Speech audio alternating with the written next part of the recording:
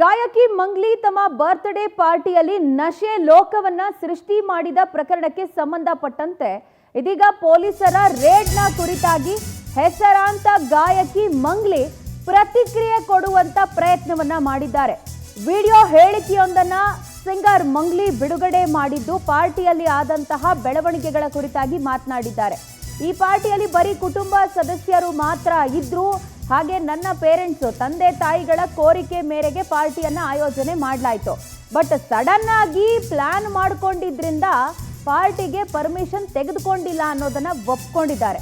ಮದ್ಯ ಹಾಗೆ ಸೌಂಡ್ ಸಿಸ್ಟಮ್ನ ಅನುಮತಿಯ ಕುರಿತಾಗಿ ನನಗೆ ಮಾಹಿತಿ ಇರಲಿಲ್ಲ, ಗೊತ್ತಿರಲಿಲ್ಲ ಅಂತ ಈ ವಿಡಿಯೋದಲ್ಲಿ ಹೇಳಿಕೆಯನ್ನು ಕೊಟ್ಟಿದ್ದಾರೆ. ಮೊದಲೇ ಗೊತ್ತಿದ್ದಿದ್ರೆ ನಾನು ಪರ್ಮಿಷನ್ ತೆಗೆದುಕೊಳ್ತಾ ಇದ್ದೆ. ಬರ್ತ್ಡೇಯಲ್ಲಿ ವಿದೇಶಿ ಮದ್ಯ ಹಾಗೆ ಮಾದಕ ವಸ್ತುಗಳು ಯಾವುದೂ ಇರಲಿಲ್ಲ ಅನ್ನುವಂಥ ಮಾತನ್ನ ಮಂಗ್ಲಿ ಹೇಳ್ತಾ ಇದ್ದಾರೆ. ಬಟ್ ಅಲ್ಲಿ ಸಿನಾರಿಯೋ ಬೇರೆನೇ ಇದೆ. ಆಧಾರ ರಹಿತ ಆರೋಪಗಳನ್ನು ನನ್ನ ಮೇಲೆ ಮಾಡಬೇಡಿ ಅಂತ ಕೂಡ ಮಂಗ್ಲಿ ಮನವಿಯನ್ನು ಮಾಡ್ಕೊಂಡಿದ್ದಾರೆ. ನಿನ್ನೆ ರೆಸಾರ್ಟ್ ಮೇಲೆ ಚೆವೆಲ್ಲಾ ಠಾಣೆ ಪೊಲೀಸರು ರೇಡ್ ಮಾಡಿದ್ರು. ನೋಡಿ, ಬರ್ತ್ಡೇ ಪಾರ್ಟಿಯ ವಿಜುವಲ್ಸ್ ಅನ್ನ ನಾವು ಗಮನಿಸ್ತಾ ಇದ್ದೀವಿ. ಇದರ ಬಗ್ಗೆ ಒಂದು ಕ್ಲಾರಿಟಿ ಕೊಡುವಂತ ಕೆಲಸವನ್ನ ಮಂಗ್ಲಿ ಮಾಡಿದ್ದಾರೆ. ಸಡನ್ ಆಗಿ ಪಾರ್ಟಿ ಆಯೋಜನೆ ಆಯಿತು, ನನ್ನ ಪೇರೆಂಟ್ಸ್ನ ಕೋರಿಕೆ ಇದೆಲ್ಲವನ್ನ ಆಕ್ಸೆಪ್ಟ್ ಮಾಡ್ಕೊಳ್ಳೋಣ, ಒಪ್ಕೊಳ್ಳೋಣ. ಬಟ್ ಸೌಂಡ್ ಸಿಸ್ಟಮ್ನ ಬಗ್ಗೆ ಪರ್ಮಿಷನ್ ತೆಗೆದುಕೊಳ್ಳೋದು ನಂಗೆ ಗೊತ್ತಿರಲಿಲ್ಲ ಅಂತ ಹೇಳಿದ್ದಾರೆ. ಹಾಗೆ ಆಲ್ಕೋಹಾಲ್ ಕನ್ಸಂಪ್ಷನ್ನ ಕುರಿತಾಗಿ ಕೂಡ ಪರ್ಮಿಷನ್ ತೆಗೆದುಕೊಂಡಿರಲಿಲ್ಲ. ನೀವೇನು ಸಾಮಾನ್ಯವಾದಂಥ ವ್ಯಕ್ತಿ ಅಲ್ಲ, ನೀವು ದಿನನಿತ್ಯ ಕೂಡ ಅನೇಕ ರೀತಿಯಾದಂಥ ಶೋಗಳನ್ನ ಮಾಡ್ತೀರಾ, ಬೇರೆ ಬೇರೆ ಪಾರ್ಟಿಗಳನ್ನ ನೀವು ಅಟೆಂಡ್ ಮಾಡಿರ್ತೀರಾ. ಇದರ ಜೊತೆಗೆ ನಿಮ್ಮದೇ ಶೋಗಳಿಗೆ ನೀವು ಹಾಡೋದಕ್ಕೆ ಅಂತ ಹೋಗಿರ್ತೀರಲ್ಲ, ಆ ಶೋಗಳಿಗೆ ಪರ್ಮಿಷನ್ ತೆಗೆದುಕೊಳ್ತಾರೆ. ಅದ್ರ ಬಗ್ಗೆ ನಿಮ್ಗೇನು ಮಾಹಿತಿ ಇರೋದಿಲ್ವಾ? ಇನ್ನು ಪಾರ್ಟಿ ಬಗ್ಗೆ ನೀವು ನನಗೆ ಮಾಹಿತಿ ಇರಲಿಲ್ಲ ಅಂದರೆ ಸಡನ್ನಾಗಿ ಪ್ಲ್ಯಾನ್ ಆಗಿದ್ದು ಅಂತ ಹೇಳ್ತೀರಾ ಅಂತ ಹೇಳಿದ್ರೆ, ಸಡನ್ಲಿ ಪ್ಲ್ಯಾನ್ ಮಾಡಿದ್ರು ಕೂಡ ರೂಲ್ಸ್ನ ಫಾಲೋ ಮಾಡಬೇಕು, ಅಥವಾ ರೂಲ್ಸ್ನ ಕುರಿತಾಗಿ ತಿಳ್ಕೊಂಡು ಆ ಬಳಿಕ ಮುಂದುವರಿಬೇಕು ಅನ್ನೋದು ನಿಮ್ಮ ಜವಾಬ್ದಾರಿ. Because you are a celebrity, you have to be very much responsible. So ಈ ಎಲ್ಲ ವಿಚಾರಗಳ ಕುರಿತಾಗಿ ಈಗ ಮಂಗ್ಲಿ ಏನು ಮಾತನಾಡಿದ್ದಾರೆ ಅದಕ್ಕೆ ಒಂದಷ್ಟು ಕ್ಲಾರಿಟಿ ಕೊಡುವಂತ ಏನು ಪ್ರಯತ್ನವನ್ನ ಮಾಡಿದ್ದಾರೆ ಅದನ್ನ ನೋಡ್ತಾ ಹೋಗೋಣ. నిన్న ఏదైతే నా బర్త్డే పార్టీ జరిగిందో ఒక చిన్న ఇంట్లో పార్టీ లాగా, ఒక ఫ్యామిలీ ఫంక్షన్ లాగా జరుపుకోవాలన్న ఒక ఉద్దేశంతో ఆ రిసార్ట్ లో మా అమ్మా నాన్నల కోరిక మేరకు మా అమ్మా నాన్నలతో కలిసి, మా ఫ్యామిలీ మెంబర్స్ తో కలిసి నేను జరుపుకోవడం జరిగింది.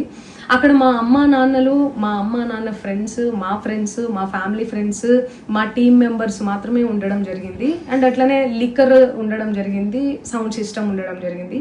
సో సౌండ్ సిస్టమ్ కి, లిక్కర్ కి పర్మిషన్ తీసుకోవాలని చెప్పి నాకు అస్సలు అవగాహన లేదు, ఐడియా కూడా లేదు. అది అనుకోకుండా సడన్ గా ప్లాన్ చేసుకొని వెళ్ళిపోవడం జరిగింది అక్కడ. సో అందుకు నాకు అవగాహన లేదు, లేకుంటే నేను డెఫినెట్లీ నేను తీసుకునేదాన్ని. నాకు అసలు గైడెన్సీయే లేదు. ఎవరన్నా గైడ్ చేసినా కూడా నేను పర్మిషన్ తీసుకునేదాన్ని, లేకపోతే నేను ఎందుకు ఇలా తెలిసి చెయ్యను కదా. సో ఇదంతా ఇలా తెలిసి అయితే నేను తప్పు చేయలేదు, తెలియకుండా ఇది జరిగిపోయింది. అండ్ అక్కడ లోకల్ లిక్కర్ తప్ప అసలు వేరే ఏ ఇతర పదార్థాలు, మత్తు పదార్థాలు కానీ వాడడం అసలు జరగలేదు. అక్కడ దొరకలేదు కూడా, పోలీసులు సెర్చ్ చేసినా కూడా. అండ్ అక్కడ ఎవరికైతే పాజిటివ్ వచ్చింది అని చెప్పి పోలీసులు చెప్తున్నారో ఆయన ఎక్కడో ఒక చోట తీసుకున్నాడు, ఎప్పుడో తీసుకున్నాడు అని చెప్పి తేలిందని చెప్పి పోలీసులే చెప్పారు.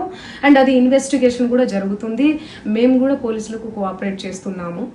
అండ్ నేను ఎందుకు ఇలా చేస్తాను, అసలు నాకు తెలిసి ఎందుకు చేస్తాను, మా అమ్మా నాన్నలతో దట్టు, మా అమ్మా నాన్నలు పెట్టుకొని ఇలాంటివి నేను ఎంకరేజ్ చేస్తానా, ఇలాంటివి చెప్పండి.